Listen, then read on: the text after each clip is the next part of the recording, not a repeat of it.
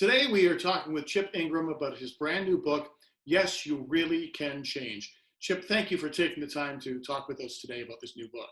Great to be with you. Glad to get a chance to share what's going on with this. This is what the book looks like. It's just released. Why do people find it so hard to change? You know, there's theological reasons like the flesh and the spirit, right, are battling. There's this world system that is squeezing into its mold. And then the enemy doesn't want us to change. And then I think there's some things that we don't know. I pastored for over 35 years. Spiritual ignorance. I think a lot of believers don't really know how change happens. And so they work really hard and try really hard and get frustrated. I think a second reason they don't change is it's impossible to do alone. I mean, you have to have deep, authentic relationships and encouraging one another. And then I think sometimes it's hard and we just flat out give up because we don't realize so much is at stake. You know, how we live our life either confirms the gospel is true or that it's false. So we're in a battle, and I think it's really important that we do change. So if change is more than just simple willpower, not that willpower is simple, where do we find the spark to move forward into change? Well, I love that word because I think there is willpower, right? There's God's part and there's our part.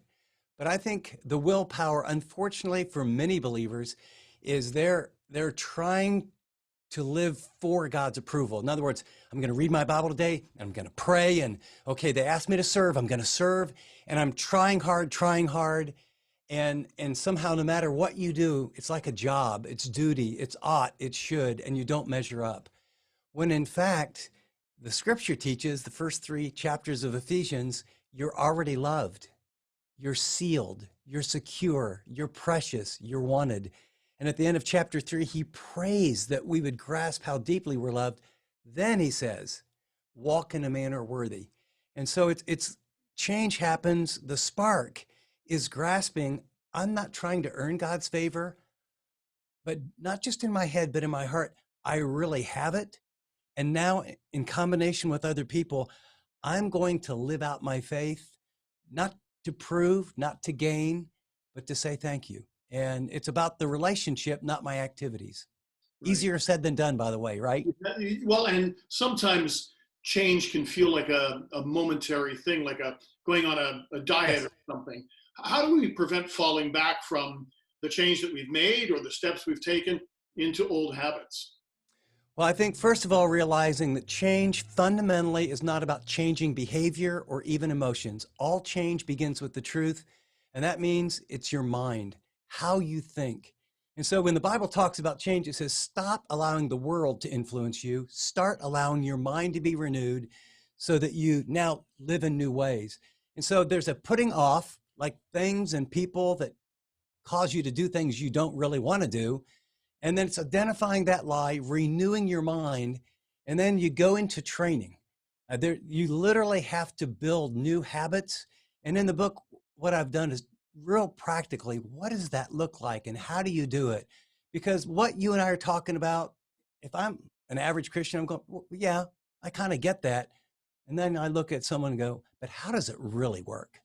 Yeah. What are some of I know you can't review them all, but what are some of the practical steps that are in Well, the the book? first one I alluded to is when you help people understand it's not the addiction, it's not the workaholism, it's not the people pleasing, it's not the too much alcohol.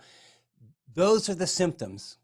So what we've got to do is, what is the lie behind that? What am I trying to plug?